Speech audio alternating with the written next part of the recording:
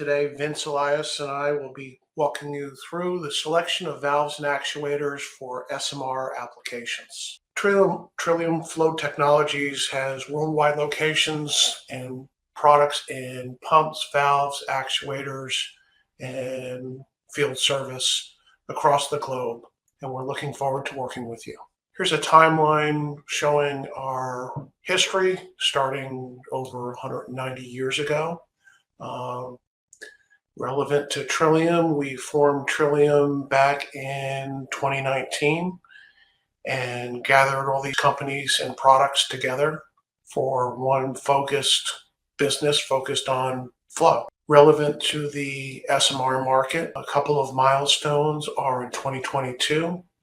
We worked on customizing product that we had in our portfolio for a specific US SMR designer. In 2023, we began the development of a rack and pinion actuator specifically targeted at that SMR market. And in 2024, we were awarded a contract for a Canadian SMR to provide these quarter-turn hydraulic actuators. So Trillium can offer you a lot in supporting your project.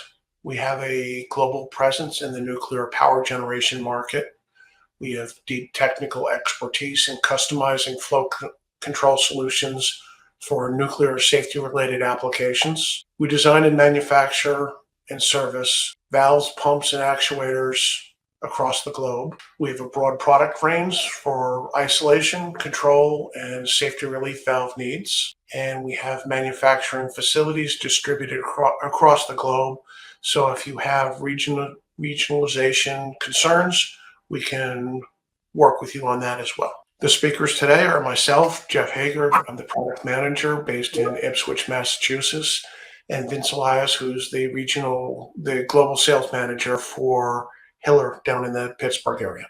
So small modular reactors are generally classified as approximately 300 megawatts electric or less, and they're typically a modular design intended to be built in a factory, transported to the site, and assembled on site. They're scalable so that multiple modules can be joined together to increase power output to meet your needs. Potentially, they're cost effective. That's yet to be proven, but we're looking forward to helping you do that, where the factory production aims to reduce construction costs and time compared to a traditional site-built nuclear power plant.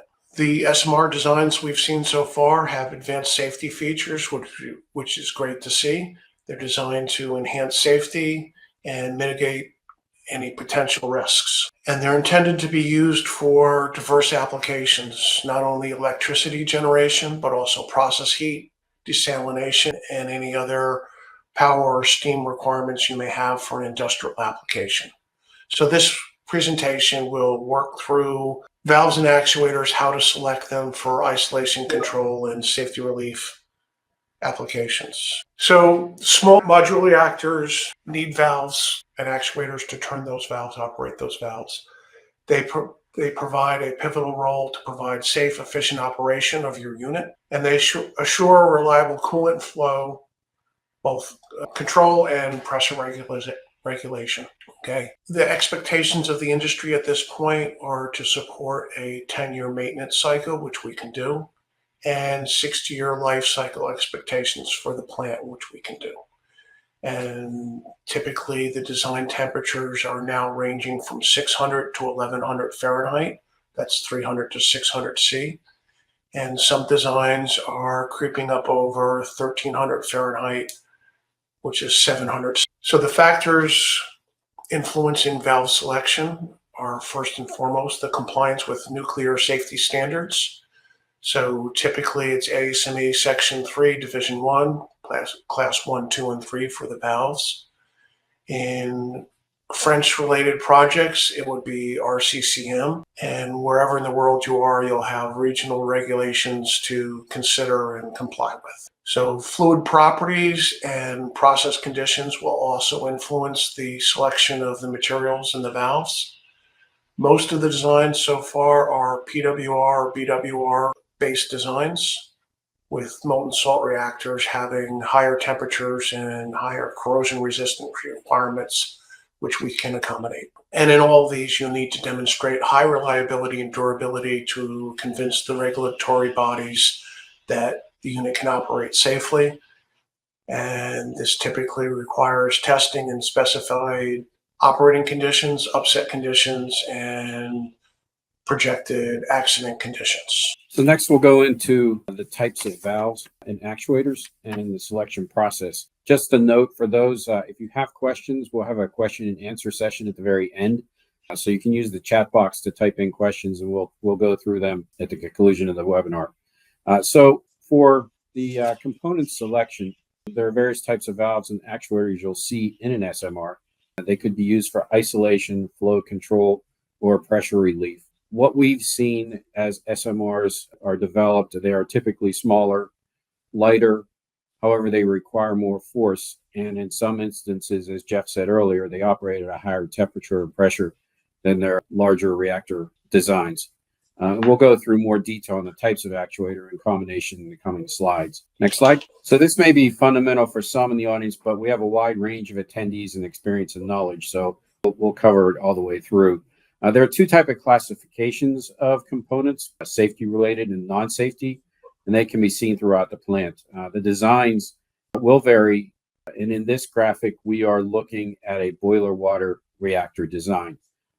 Working from right to left, you'll need valves in the external cooling system, and that could typically be a lake, ocean, river, for example. And these would primarily be isolation valves.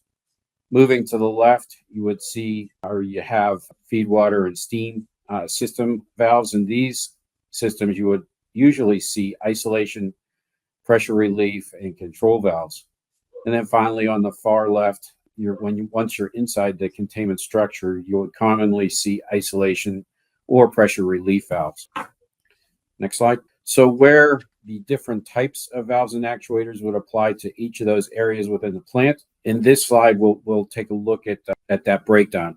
In the top box in your main steam and feed water systems, they could be flow control, isolation, or pressure relief valves. So you could have a combination of the valves that you see there, the ball, safety related, and so on, mated to the actuator, the rack and pinion or gas charge hydraulic that you see on the right. Going around clockwise, the containment isolation valves, they would primarily be just for isolation, open or closed, and you can see that the different styles that you see there. And then going the rest of the way around the circle, for primary balance of plant and auxiliary systems, you could see control valves, isolation, or pressure relief valves, and a combination of what you see there in those boxes. Next slide. So taking a look first at gate valves. Gate valves provide isolation in both directions, and they have a minimum pressure drop when fully open, and they are a rising stem valve, so they require a linear actuator. So there's two types of gate valves. One is a parallel slide gate valve that has two independent discs. Its position seated. It has lower thrust requirements, and it seals on the downstream seat, which the graphic on the left with the light purple in it shows the flow will come from left to right, get into the center cavity of the valve, and push the disc against the seat. For this reason, at very low pressures, the sealing performance is diminished slightly. The seats have a wide contact area, and so they can provide consistent leakage performance between outages over a long period of time. The flex wedge shown on the right has a one-piece flexible wedge that it's torque seated. So as you drive the stem downward, it drives the wedge between the seats. This enables it to provide positive sealing at very low pressures, but it has line contact seating, so it's a little bit more sensitive to any in-service debris issues. And it also, because it's wedging action, it requires high actuator forces. These both are available with a bellow seal option shown on the left, should your service need that. Moving on to globe valves. Globe valves are available in a number of configurations. There's a stop check where the stem is not connected to the poppet, and you can open the stem and the valve will still be closed, and then flow will open it.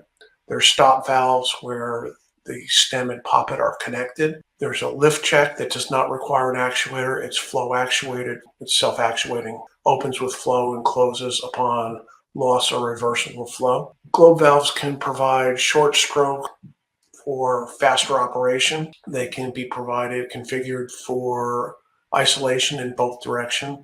And again, they're rising stem valves, so they require a linear actuator. And they're available in a bellows seal option. And in the lower right-hand corner, you see these are all also available in a T pattern, where most of the ones shown in the graphics are a Y pattern, where the stem is at a 45-degree angle to the pipeline. So the globe and gate style valves would be using a linear style actuator. The two pictures that you see there could either be a hydraulic or pneumatic style actuator that you see in the top right picture. In the bottom right picture, that would be a gas charged over a hydraulic cylinder style actuator. But one of the first parameters of linear motion actuator that will direct the style is the thrust requirements.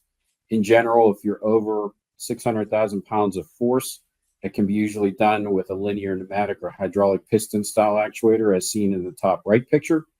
And if it's greater than 600,000 pounds of force, you'll likely shift over to the gas charged over hydraulic style actuator, which is seen in the bottom right picture.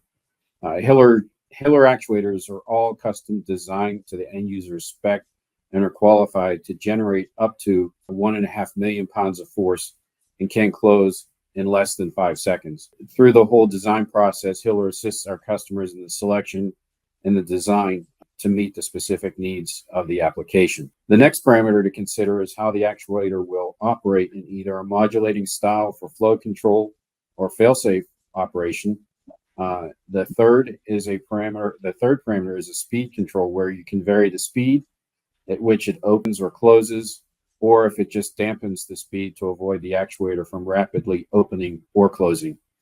And then finally, you need to consider the medium of the actuator, and this could be a hydraulic, pneumatic, or a mix of both. What we have seen in the SMR industry is the use of the gas charge hydraulic design, the bottom right picture, for linear motion, primarily due to the high thrust and fast closing requirements. Next slide. Taking a look at swing check valves, they are self-actuating check valves that prevent reverse flow in your system. They typically are provided with wide, flat, inclined seats. The inclined seat enables the valve to have to move less distance in order to close. So it's fast closing, non-jamming, and when it's fully opened by the flow, it has a low pressure drop. They're available with open or close assist cylinder options, should you need it. The view on the left is of an extraction steam check valve for lines coming out of your turbine to protect your turbine. The center picture is a feed water check. It's a more robust design, typically higher pressure, and this one has a pressure seal on it for feed water lines. And the one on the right is a tilting disc check valve, and that's available in a number of different ends, flanged, weld end options. There are also dual plate, axial, and piston check valves. These are all self-actuating check valves to prevent reverse flow.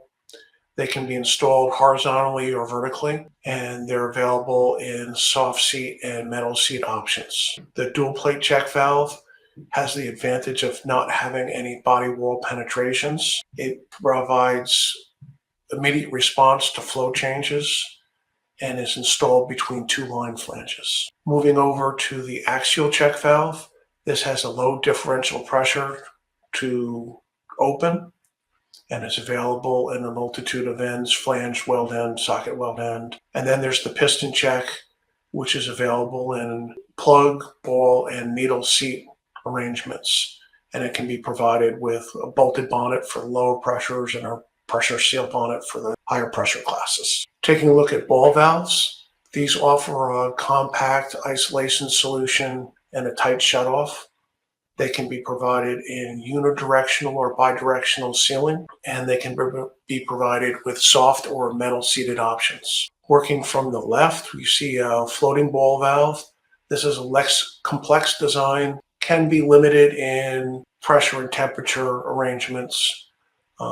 And the seat supports the ball, so when the valve is closed, the seat is supporting the force of the pressure on the ball. For higher pressure applications, we typically recommend moving over to a trunnion ball valve, where the trunnions on the above and below the ball support the ball, and the seat loading can be controlled by the springs that load the seat against the ball. And then for areas which are difficult to get to, a top entry ball valve enables you to have inline maintenance. So particularly if the valve is welded in line, this offers you the option to service it without removing it. And it reduces the potential leak paths where the multi-part body on the other two designs are joined together.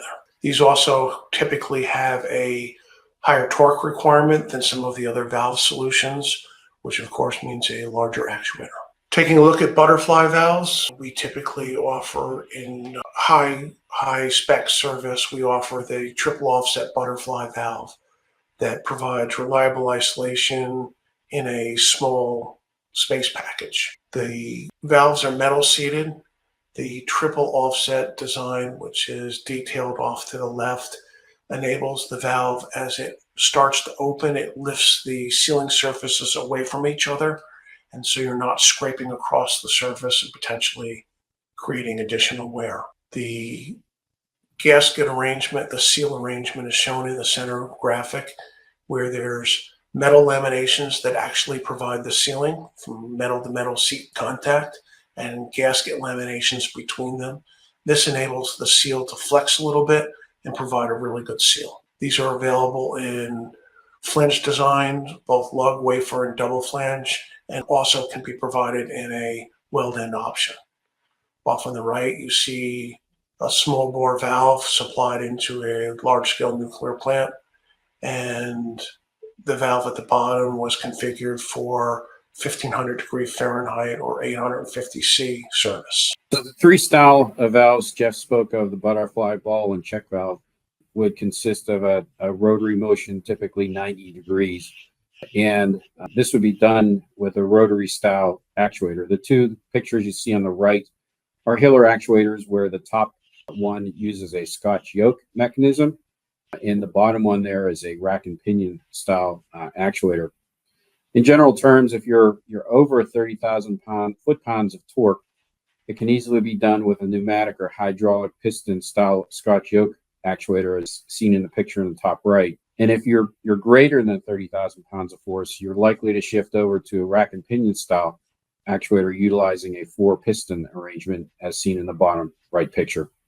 And the Hiller actuators are custom designed, just as we spoke of on the linear, to the end user's specs and are qualified to generate up to 150,000 pounds of torque and can close in less than 5 seconds. And just as I said, in the linear actuators, we would assist our customers not only the selection or style of the valve, but also the design to meet the specific customer needs. The next parameter to consider is how the actuator will operate in either a modulating style or flow control for flow control, or a fail-safe for isolation style.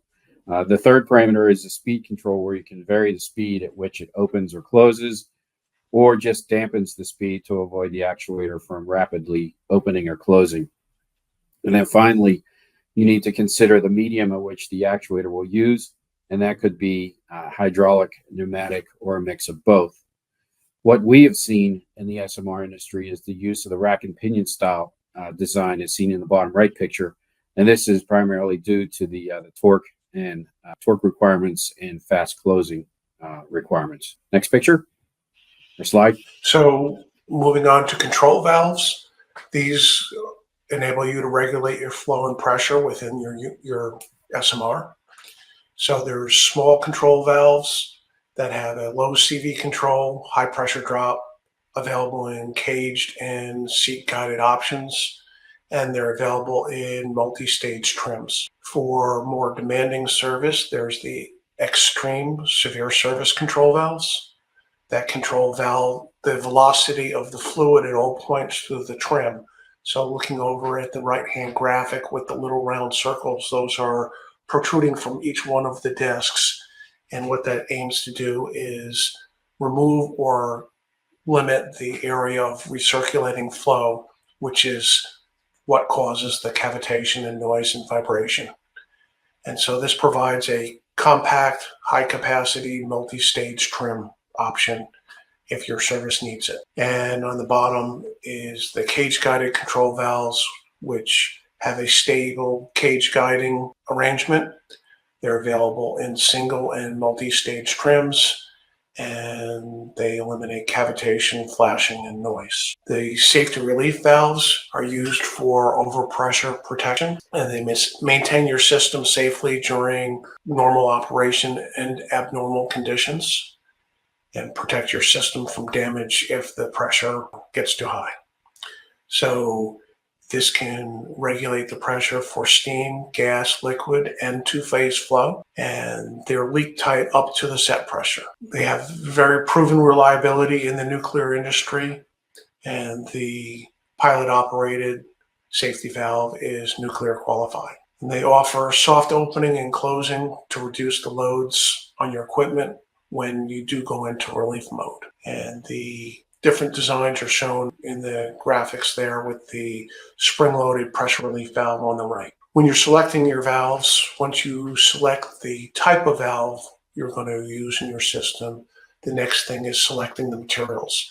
So design code and design temperature drive the primary material selection, and most of our valves are available in carbon steel, chromoly alloy steels, and stainless steels depending on temperature and corrosion resistance. The fluid properties influence the material selection, with stainless steels providing improved corrosion resistance, particularly if you're designing with molten salt as your fluid. Another choice you'll be faced with is cast versus forged. Castings provide near net shape. They minimize the amount of machining that has to be done, and they provide smooth flow passages. Forgings provide a uniform metal integrity, shown on the right in the photomicrograph at 500 power. Above it, you see a casting at 500 power where there's always going to be some inconsistencies in the metal.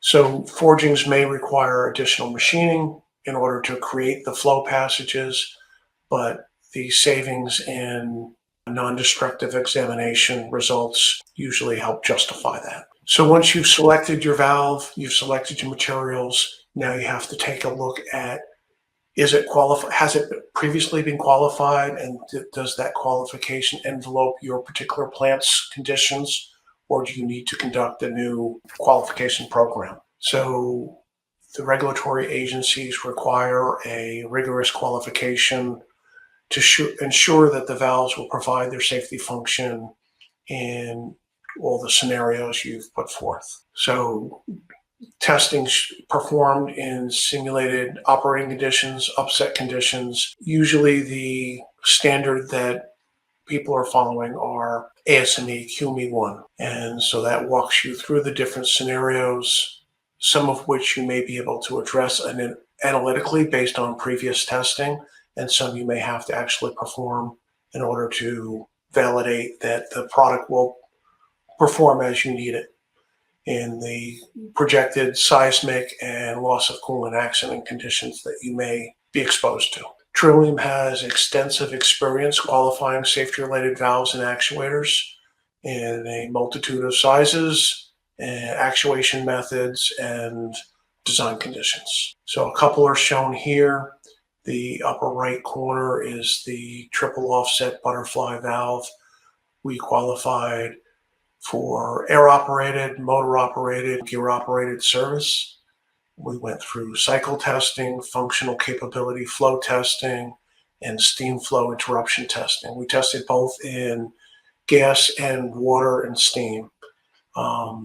The lower left-hand picture, The test specimen is actually a little bit off the edge of the picture, but the picture shows that steam is passing through a small valve, and it needs to demonstrate that it can open and close and shut off the flow, and it performed extremely well. The picture in the lower right is a 3-inch class 1850 stop check globe arrangement, and it went through cycle testing and water flow testing. And that's a Hiller actuator on top of it that opens and closes it. And then the upper left-hand picture is a 30-inch non-rising stem valve designed specifically for a unique application. And it went through cycle testing and seismic static load testing. And again, performed wonderfully. So as you're working through your product qualification, things you need to consider are if there's a customer equipment qualification spec that will help identify the items that need to be addressed. And we can help you develop that if you choose to go that path. The testing process, the environmental qualification test plan identifies which test specimens are planned and an overview of what tests will be performed. And that gets broken down further into test procedures that identify the test equipment, detailed processes, and the acceptance criteria. And we will help you engage with the test facilities early to identify what test equipment they have, the availability of that equipment, and if there are any limitations of the equipment for the testing that you need to perform. And the test lab schedule is anticipated as getting crowded as more and more SMRs reach that stage of testing, so plan ahead. And we'll also help you consider contingencies should there be any spare parts on hand, and be aware that the schedule sometimes is affected by the weather if the testing is conducted outdoors, like you saw in the earlier pictures. So to continue with product qualification, that video that you see in the center, that is a Hiller gas charge hydraulic actuator going through seismic testing. Some things to point out when going through the qualification process is that it can be difficult to maneuver due to the increased cost of the qualification requirements, as well as it could have a significant impact on schedules. As Jeff mentioned earlier, a lot of the testing facilities are getting increased business because of the SMR activities. The qualification requirements can vary from country to country where the SMR is deployed. Some of the things that can vary is the LOCA test or HELB, high energy line break, as well as the EQ testing for the temperature, humidity, and radiation. And then on the seismic, we've seen that the requirements can vary from as low as 6 Gs to as high as 10 Gs, depending on the country where they're being deployed. The qualification methods also can vary from country to country of deployment. Things that need to be considered is, can you commercially dedicate the equipment? What is the classification of the components within the equipment? Are they safety related or non-safety related? And another more specific item is, are 1E motors required for the design, which what we have seen is there is only a handful of suppliers in the world that can supply 1E motors, and that could increase the cost as well as the schedule to get those motors. Now, Hiller actuators, they're all pre-qualified to several standards currently: the RCCE, RCCM, and the 3 IEEE standards that you see there, the 323, 344, and 383. Another area of experience with Trillium is the ability to transmissibility between analytical and physical testing, so that some tests can be bypassed and qualified by analysis, which we have experience in. Next slide. Oh, the other things that Trillium has to offer is saving of time. As I said earlier, Hiller has pre-qualified designs as well as the actuator side. We have knowledge of navigating the qualification process. We can reduce the cost of our customers by eliminating or reducing the qualification testing required.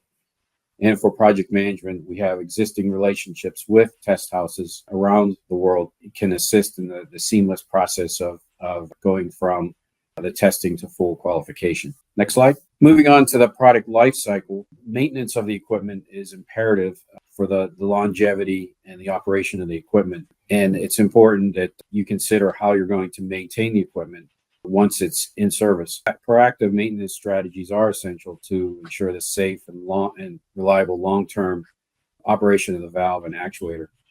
Where Trillium can help in that area is the ability to train plant personnel on the operation and maintenance of the equipment, provide qualified replacement parts, global OEM field service support. So our field service techs can touch any customer around the world, and then the ability to for repair of the products or rebuild them. Next slide. So some of the benefits of the maintenance program is to reduce or eliminate the concerns of our customers. Some of them can be seen there on the left-hand side. Regulatory confidence is a high one.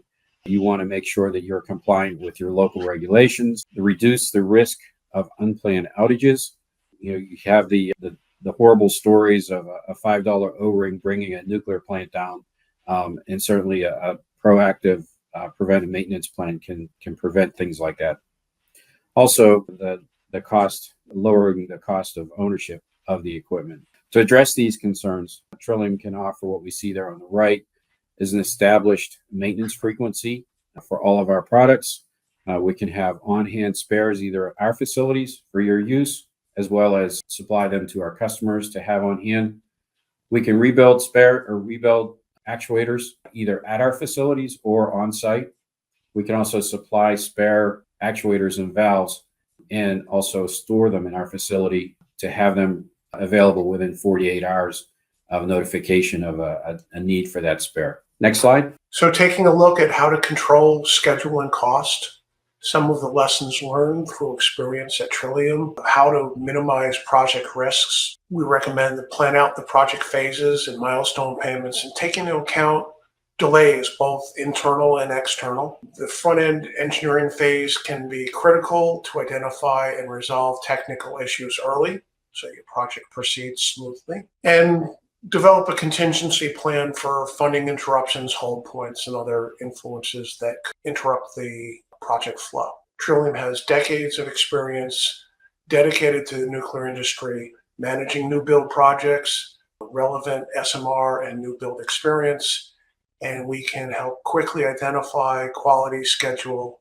and cost impacts of issues and provide mitigation plans. So in conclusion, talk to Trillium. Close collaboration of the valve manufacturers and the regulatory bodies will advance SMR valve technology and enable faster deployment and better project execution.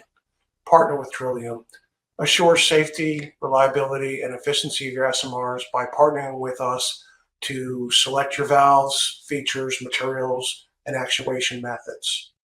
Have confidence. Trillium's extensive nuclear power experience provides confidence in procurement of reliable isolation control and safety valves together with their associated actuators. Simplify your project. SMR providers will benefit from sourcing with Trillium's valve and actuators purchased as a package to significantly simplify your specifications and your design and purchasing overhead costs. And supplier confidence. Trillium can assess your flow control needs and offer solutions to reliably operate your SMRs. So on behalf of Vince and I, we thank you for your time. Please share any questions you have in the Q&A box, and we'll do our best to answer them now or afterwards. So Jeff, we have a question on ball valves. The question is, which is the smallest size of a ball valve you can provide for ASME 3 class applications? I believe right now it's 3/4 an inch PS. Yeah.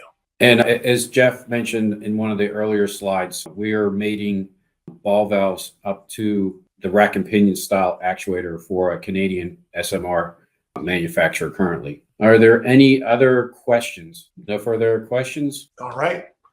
Thank you very much for your time. We appreciate it. And we look forward to speaking with you and working with you to create another energy solution. Thank you. Thank you very much.